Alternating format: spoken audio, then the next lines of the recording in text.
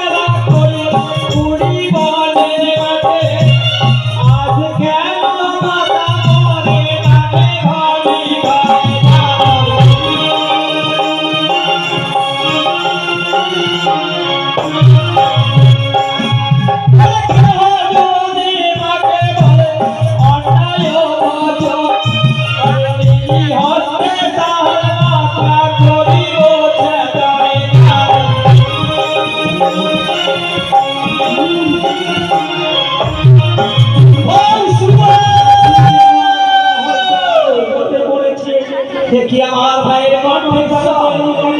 কোনদিন আমার রাখিনি, কিন্তু হঠাৎ আমার আজ বুকখানা কেন কম্পিত হয়ে উঠলো।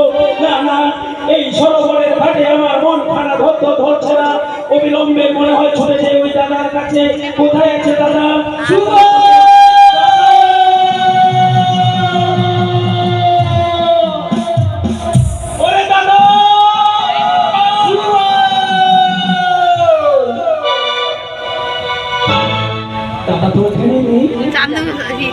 কিন্তু দাদার